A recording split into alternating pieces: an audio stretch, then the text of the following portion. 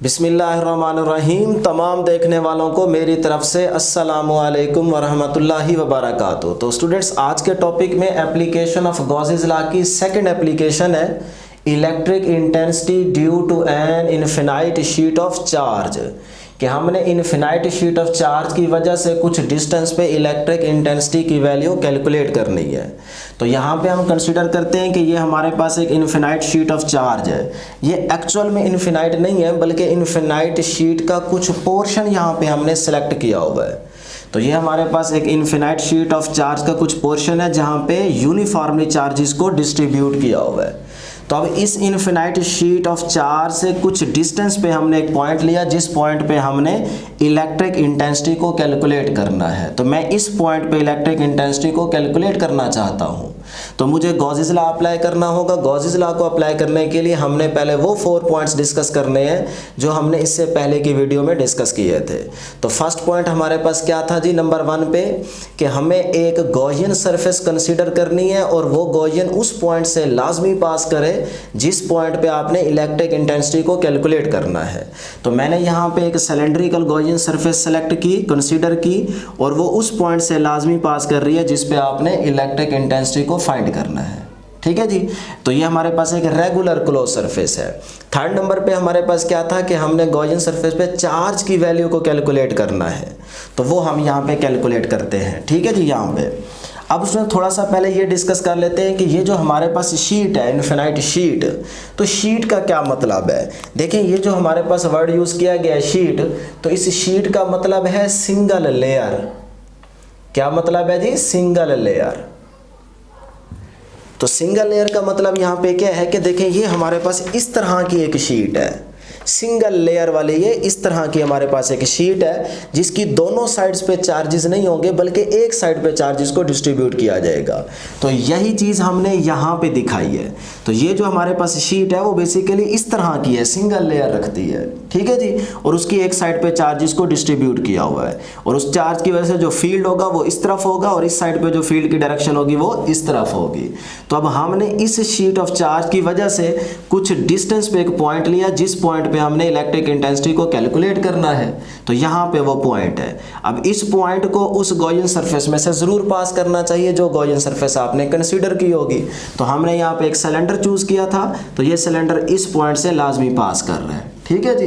तो हम इस पॉइंट पे इलेक्ट्रिक इंटेंसिटी की वैल्यू कैलकुलेट करना चाहते हैं। तो ये वही चीज़ है जो यहाँ पे मेंशन की गई है, यहाँ पे थोड़ा सा आसान करके दिखाया गया है। ठीक है जी। तो अब स्टूडेंट्स, जो हमारे पास सिलेंडर का फ्लैट सरफेस है, ये दो हमारे पास फ्लैट सरफेसेस हैं और ये एक कर्व्ड सरफेस है। तो हमारे पास सिलेंडर की टोटल कितनी सरफेस है जी? 3। नंबर 1, ये हमारे पास लेफ्ट साइड पे फ्लैट सरफेस है सिलेंडर की, और नंबर 2 यहाँ पे राइट साइड पे भी फ्लैट सरफेस है, और नंबर 3 यहाँ पे हमारे पास क्या है जी? कर्व्ड सरफेस है। ठीक है। तो हमने इन 3 सरफेसेस का फ्लक्स पहले फाइंड करना है। हमें इस गॉसियन सरफेस का टोटल इलेक्ट्रिक फ्लक्स फाइंड करना है। तो टोटल हमें तब मिलेगा जब हम इनका अलग अलग फाइंड करेंगे और फिर तीनों को सम अप करेंगे तो हमें टोटल इलेक्ट्रिक फ्लक्स मिलेगा। ठीक है जी। तो अब इस सिलेंडर का जो हमारे पास इस सरफेस का एरिया है उसे हमने नाम यहाँ पे दिया है जी A. Let A is the surface area of a flat cylindrical surface. और सिग्मा क्या है जी? Uniform surface charge density. तो यहाँ पे जो चार्ज डेंसिटी है उसे हमने नाम दिया है जी सिग्मा का। वो किसके बराबर होता है? Sigma is equal to charge per unit area Q over A। तो ये हमारे पास सरफेस चार्ज डेंसिटी कहलाएगी। तो अब थर्ड वाला जो पॉइंट था वो क्या था कि हमने चार्ज की वैल्यू को कैलकुलेट करना है। तो अब उसी चार्ज की वैल्यू को कैलकुलेट करते हैं कि charge enclosed by the Gaussian surface. तो स्टूडेंट, ये हमारे पास जिस तरह की शीट थी, उस शीट में से जब हमारा सिलेंडर पास करेगा, देखें ये हमारे पास एक शीट है, तो ये हमारे पास सिलेंडर है। अब ये सिलेंडर जब इसके अंदर से पास करेगा तो जितने पोर्शन पे, यानी कि जितने पोर्शन पे चार्ज पहले मौजूद था वो इस सिलेंडर की सरफेस पे आएगा। तो वो चार्ज जो है वो किसके बराबर होगा? Q is equal to sigma into A। तो इस तरह से देखें, ये शीट है तो ये हमारे पास सिलेंडर है, तो इसकी जो आगे वाली फ्लैट सरफेस है वो जब इसमें से पास करेगी तो उस फ्लैट सरफेस पे जो चार्ज आएगा उसको हमने कैलकुलेट करना है। बात समझ आ रही है जी? तो वो चार्ज किसके बराबर है? सिग्मा इंटू ए। तो इस तरह हमारे पास ये चार्ज की वैल्यू आ जाएगी। अब हम इस गॉसियन सरफेस का इलेक्ट्रिक फ्लक्स फाइंड करते हैं। तो इलेक्ट्रिक फ्लक्स फाइंड करते हैं जी। Electric flux through the Gaussian surface is, electric flux is equal to, हम तीनों सरफेसेस का सम कर लेते हैं पहले, फिर अलग अलग भी इसका फाइंड कर सकते हैं आप इजीली।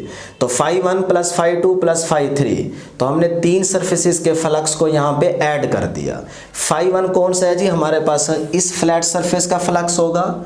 इसी तरह φ2 जो है वो इस पॉइंट पे जो हमारे पास ये राइट साइड पे फ्लैट सरफेस है सिलेंडर की, उसका फ्लक्स होगा ये 2 वाला।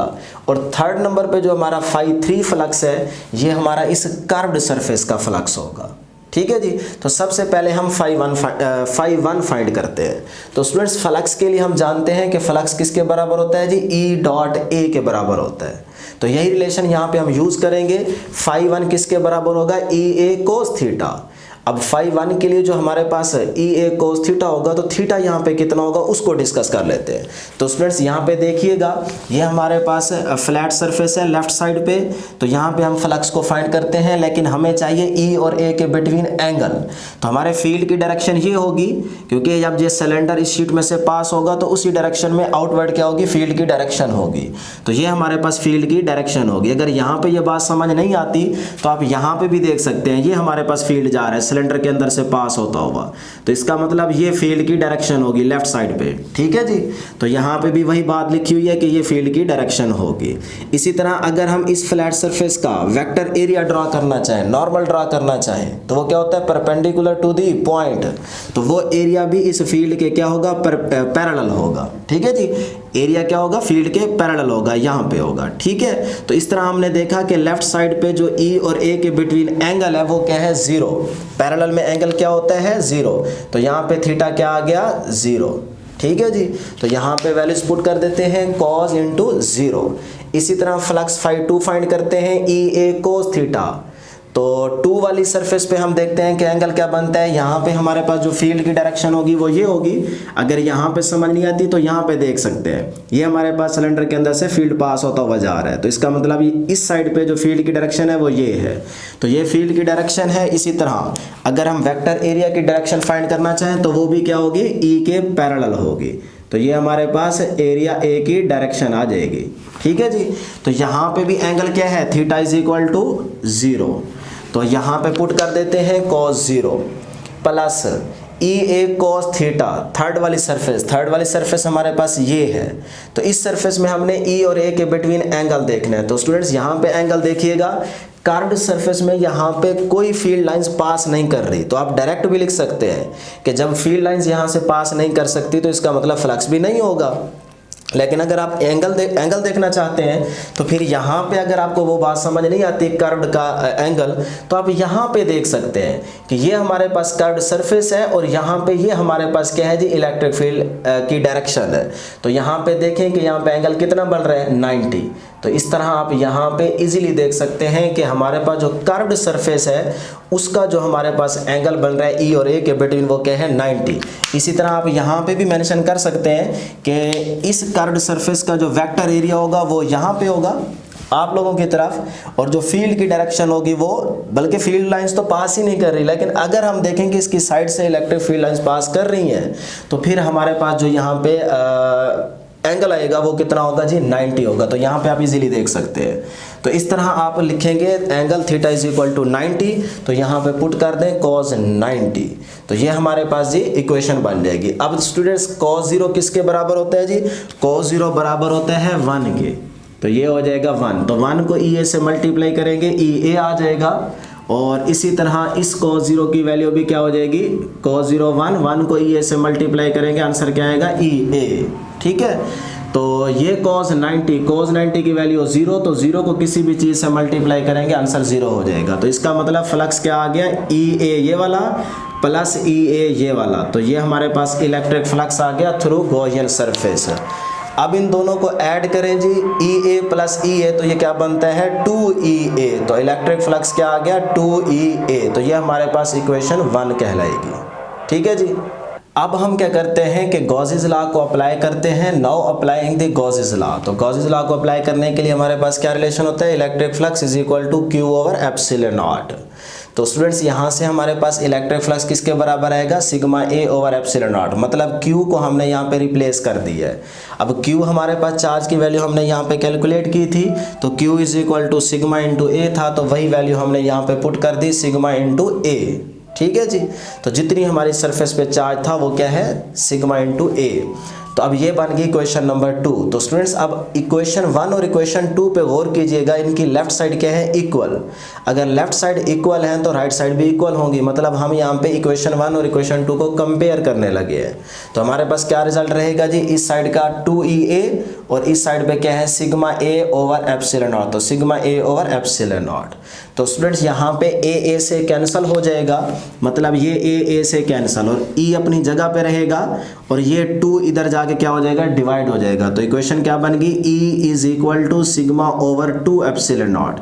सिग्मा यहाँ पे क्या है, सरफेस चार्ज डेंसिटी। ठीक है, इसके लिए कोई भी आप सिंबल यूज कर सकते हैं। अक्सर हमारे पास ये भी सिंबल यूज किया जाता है और इस तरह का भी सिंबल यूज किया जाता है। ठीक है जी। तो अब स्टूडेंट्स ये तो हमारे पास इलेक्ट्रिक फील्ड इंटेंसिटी की मैग्नीट्यूड आ गई। अगर हम इन वेक्टर फॉर्म ये फार्मूला देखना चाहें तो फिर क्या रिलेशन बनेगा, E is equal to sigma over 2 epsilon nought into R unit vector. तो ये हमारे पास in vector form electric field intensity का रिलेशन आ जाएगा। तो अब स्टूडेंट्स यहाँ पे जो इम्पोर्टेंट बात है वो ये याद रखने वाली है कि E is independent of R। मतलब जो इलेक्ट्रिक फील्ड इंटेंसिटी है वो R डिस्टेंस पे डिपेंड नहीं कर रही। ये बहुत इंपॉर्टेंट पॉइंट है। अब क्यों नहीं डिपेंड कर रही, इस चीज़ को आपने ज़रा अंडरस्टैंड करना है, क्योंकि इससे पहले आपने कॉलम्स लॉ वाले टॉपिक में इलेक्ट्रिक फील्ड इंटेंसिटी का एक रिलेशन पढ़ा था, E is equal to F over Q। फिर F की जगह आपने वैल्यूज पुट की तो आपके पास रिलेशन आया था 1 ओवर 4 पे epsilon not Q over R square. तो यहाँ पे R पे ही डिपेंड कर रहा है, लेकिन यहाँ पे डिपेंड क्यों नहीं कर रहा, इस बात को आपने अंडरस्टैंड करना है। तो स्टूडेंट्स यहाँ पे R पे इसीलिए इलेक्ट्रिक फील्ड इंटेंसिटी डिपेंड नहीं कर रही क्योंकि R जो डिस्टेंस है ना ये बहुत स्मॉल है। फॉर एग्जांपल जैसे हमने कहा जी इनफिनाइट शीट ऑफ चार्ज का मतलब क्या है। अब इनफिनाइट शीट ऑफ चार्ज का मतलब ये है कि एक्चुअल में ये इनफिनाइट नहीं है। जैसे फॉर एग्जांपल एक चिमटी है, अब चिमटी को हम यहाँ बोर्ड पे छोड़ दें, अब यहाँ पे जैसे उसको छोड़ेंगे तो उसे तो ये हर तरफ बोर्ड ही बोर्ड नजर आएगा ना। उसको तो ये फील होगा कि मेरी पूरी हर तरफ पूरी दुनिया में मेरे लिए ये बोर्ड है। इसका मतलब उससे हर तरफ जो बोर्ड नजर आ रहा है उसके लिए, चिमटी के लिए ये बोर्ड क्या है, इनफिनाइट है। लेकिन एक्चुअल में तो ये इनफिनाइट नहीं है। और वैसे भी चिमटी को जो दिखता है वो तकरीबन 0.01 सेंटीमीटर तक चिमटी देख सकती है। तो अब 0.01 सेंटीमीटर तक वो देख सकती है, लेकिन अगर फॉर एग्जांपल वो जिस तरफ मर्जी देखे उसको तो ये बोर्ड नजर आएगा ना, तो उसके लिए इनफिनाइट होगा। तो इसका मतलब जो डिस्टेंस हम यहाँ पे R डिस्कस कर रहे हैं उस R डिस्टेंस के कंपैरिजन में इस शीट की डायमेंशंस बहुत ज़्यादा है, जिसकी वजह से इलेक्ट्रिक इंटेंसिटी जो है इस R पे डिपेंड नहीं कर रही। हाँ, अगर इस शीट की डायमेंशन से ये वाला R डिस्टेंस बढ़ जाए तो फिर यही इलेक्ट्रिक फील्ड इंटेंसिटी इस R पे डिपेंड करेगी। बात समझ आई थी। तो इसीलिए हमने स्टार्ट में ही इनफिनाइट शीट और जो सिलेक्ट किया उसका मतलब भी यही है कि इस R के कंपैरेटिवली इस शीट की डायमेंशंस बहुत बड़ी है। ठीक है जी। तो अब स्टूडेंट्स यहाँ पे एक MCQs डिस्कस कर लेते हैं कि ये हमारे पास एक इनफिनाइट शीट ऑफ चार्ज थी जिसको हमने यहाँ पे कंसिडर किया। तो उस पर जो इलेक्ट्रिक फील्ड की डायरेक्शन है वो हमारे पास यहाँ पे इस तरफ है जी, ये इलेक्ट्रिक फील्ड E की डायरेक्शन है। तो अब हम 3 पॉइंट्स लेते हैं जी। इस पॉइंट 1 पे एक रिंग हम पुट करते हैं, इस पॉइंट 2 पे भी एक रिंग हम पुट करते हैं और इस पॉइंट 3 पे भी हम एक रिंग को कंसिडर करते हैं, पुट करते हैं। तो अब हमने बताना ये है कि किस पॉइंट पे इलेक्ट्रिक फ्लक्स की वैल्यू मैक्सिमम होगी, मतलब ज़्यादा होगी, और किस पॉइंट पे कम होगी। ठीक है जी। मतलब देखें फ्लक्स की definition, the number of lines passing through this certain area.